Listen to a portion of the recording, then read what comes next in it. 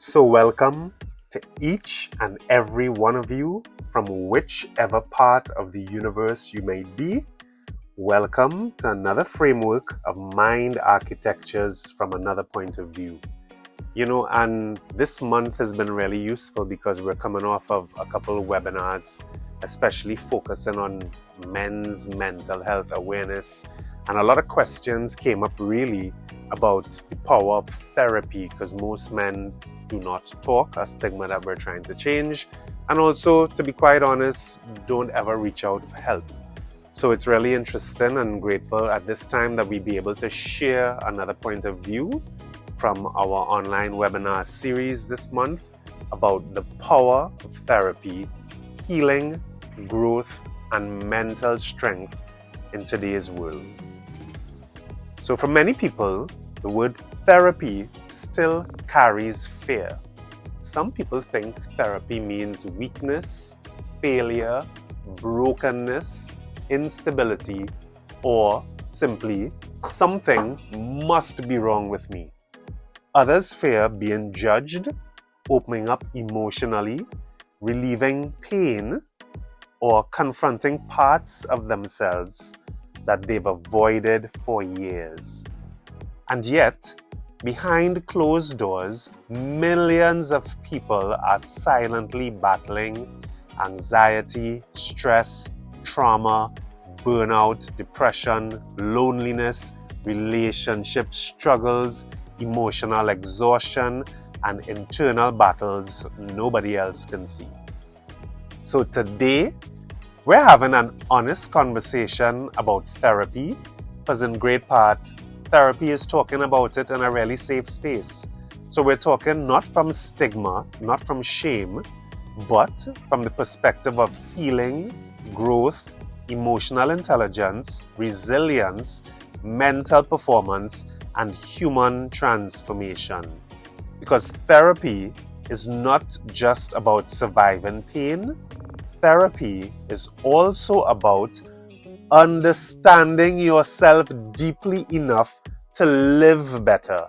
And most of what we do is often focused on increasing performance. So let's begin. In our first section, we're going to talk about breaking some of the myths about therapy. Let's address one of the biggest misconceptions first. Therapy is not only for people in crisis. Therapy can help leaders, athletes, parents, students, professionals, couples, entrepreneurs, and everyday people simply navigating life. In reality, therapy is emotional training. It's really for your mindset because it's mindset over mind over matter. So just as people train physically for strength, therapy helps train emotional intelligence, self-awareness, thought patterns, coping skills, communication, and psychological well-being. And one of the strongest things a person can do is say, I want to understand myself better, because healing requires courage, not weakness.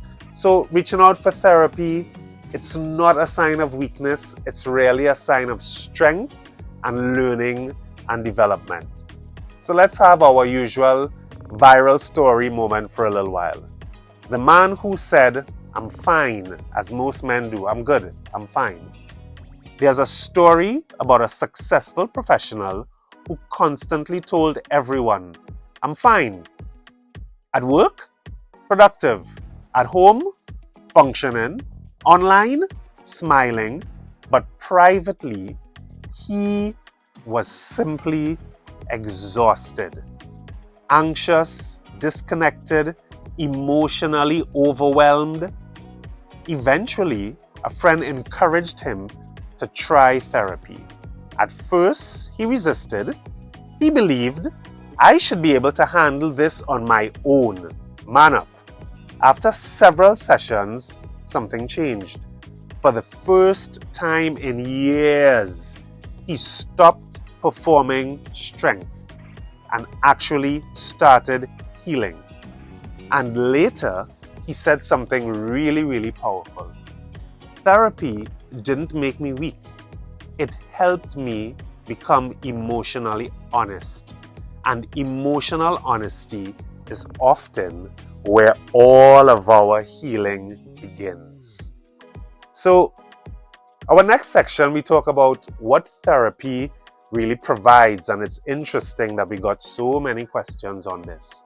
So, in short, therapy provides something many people rarely experience in daily life: a safe space, a non-judgmental space to process emotions, understand patterns, challenge limiting beliefs, heal emotional wounds, and develop healthier ways of thinking and living. Therapy helps people understand why they react certain ways, how past experiences shape them, and how to move forward intentionally and purposefully. So, because many people are not reacting to today, they are reacting from past pain, unresolved experiences, fear, shame, or some sort of emotional conditioning. And therapy helps bring awareness to those patterns of behaviors that exist that may be in a blind spot or loop. So, we'll talk a little bit about cognitive reframing now, CBT, and commonly used in therapy. It's one of the most effective evidence-based approaches in psychology. Cognitive behavioral therapy, or CBT, teaches a powerful truth. Thoughts influence emotions and behavior. Many people unknowingly develop distorted thinking patterns like, I always fail, nobody cares about me, I'm not good enough, things will never improve. CBT helps people challenge these thoughts. This process is called cognitive reframing. So you challenge your thoughts, you upgrade your thoughts, just like you do with most other things in your life, from your car to your phone to devices. This is you upgrading your thought process, which is why it's so powerful. So one of the tools we use that are pretty useful for thought reframe is, instead of I failed so I'm worthless, try I experienced a setback and I can learn from it. Changing thought patterns changes emotional outcome. And that's a great opportunity now as a segue to talk a little bit about positive psychology and what we call 3 good things, because I shared this to so many men who asked questions. Positive psychology focuses not only on reducing suffering, but also increasing well-being. And one famous exercise we shared is called 3 good things. Every evening, write down 3 positive things that happened, why they mattered, and what role you played in them. And why you're thinking this might work? Because the brain naturally focuses on threat and negativity.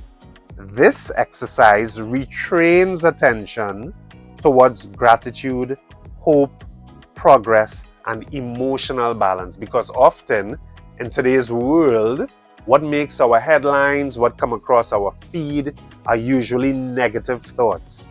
So we must now reframe our minds to focus a lot more, especially our neuroplasticity, focusing our brain. Just like you would give your body healthy nutrients, you are now giving your brain healthy thoughts. So the 3 good things practice is really about daily reflection and strengthening your optimism, your emotional resilience, and of course your happiness, because if you're not happy, it's not worth it. And small moments matter psychologically. And another tool we're talking about here that I think was interesting to share, pretty simple, is something we call Socratic questioning and guided recovery.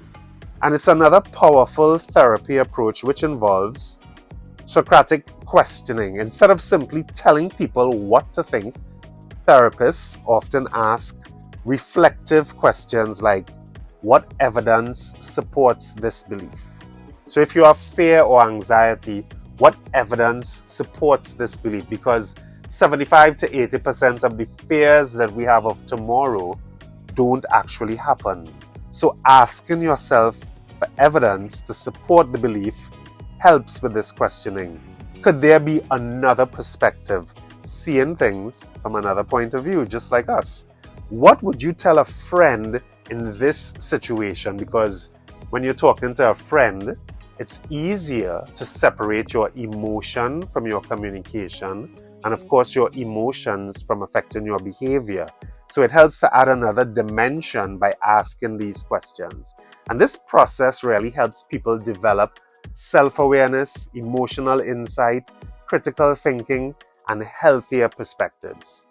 Because healing is not about controlling people. It is about helping people think more clearly and compassionately. Another section, we spoke a little bit about strength spotting and strength-based action. So we're getting into a little bit of therapy here, and this is a safe space, so please enjoy and be comfortable.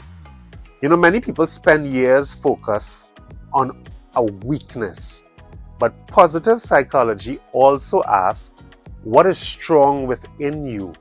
Because strength spotting helps people identify their own courage, creativity, empathy, persistence, humor, leadership, kindness, and curiosity.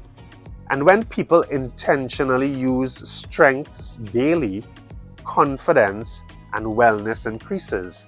It's just like an athlete who is training.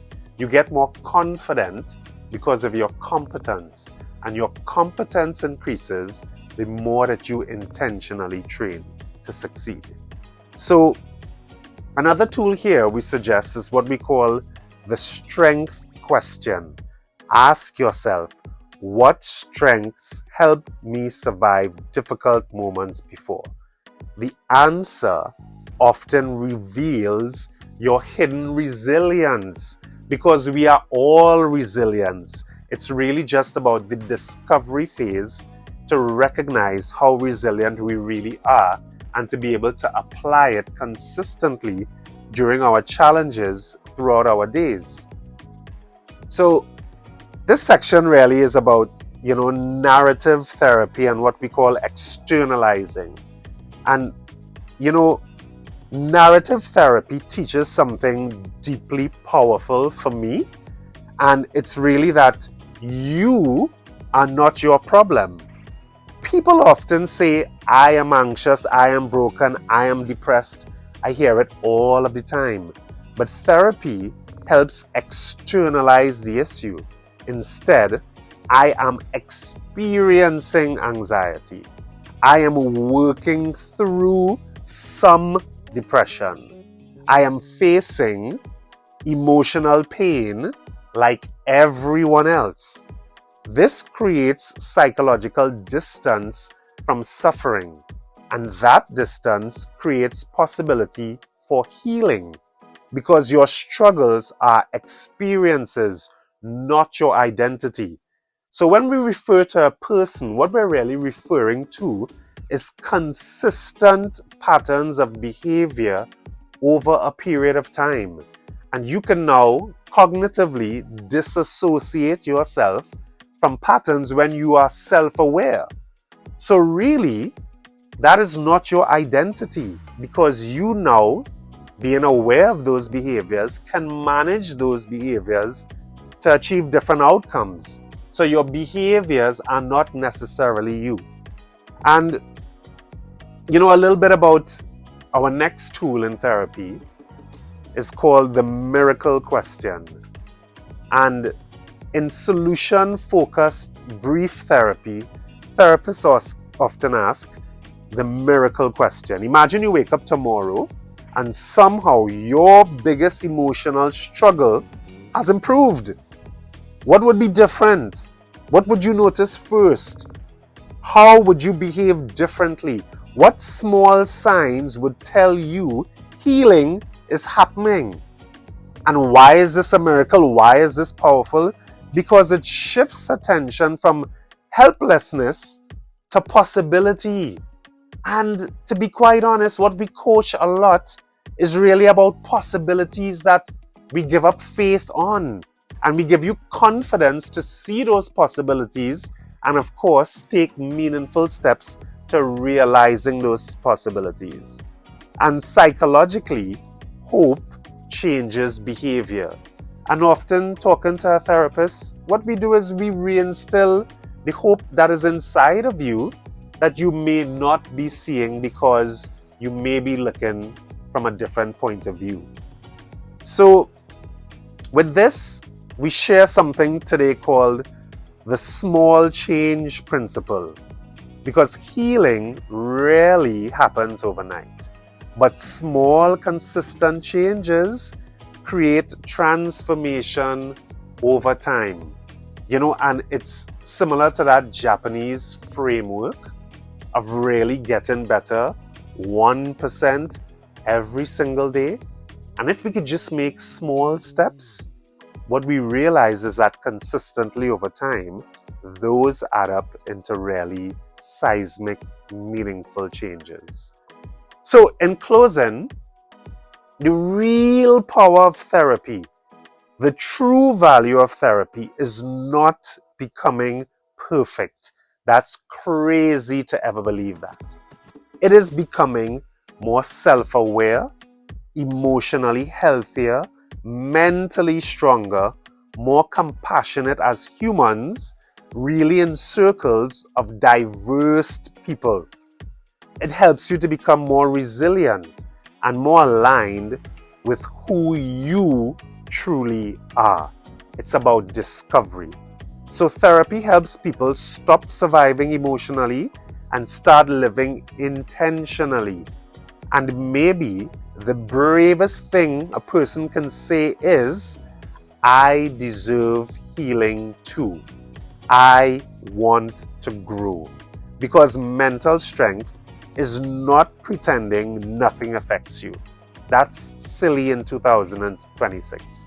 But mental strength is acknowledging pain, developing coping tools, asking for support. Yes, it's okay to ask for help. And continuing to grow despite all of the adversity that we all face. So this has been another point of view by Mind Architecture, really sharing what therapy looks like.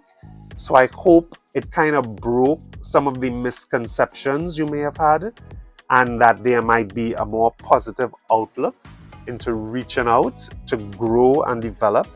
So we are really where psychology, resilience, emotional intelligence, neuroscience, and human performance come together to help people thrive in today's changing world. So you can always follow us on Instagram at Mind Architecture Group, or simply jump online and check us out again, www.mindarchitecturegroup.com. And remember, therapy is not about becoming someone else. It is about healing enough to become more fully yourself. So we so look forward to seeing you in the next episode. And from another point of view, see you in our next frame. We're glad you sat in. We hope this episode helped. If you enjoyed it, please like, subscribe to our channel if we can ask you to do us that favor, and share this with someone who may really need that encouragement today. So from us to you, be well, be powerful, be great, be loved by your circle, and of course, yourself.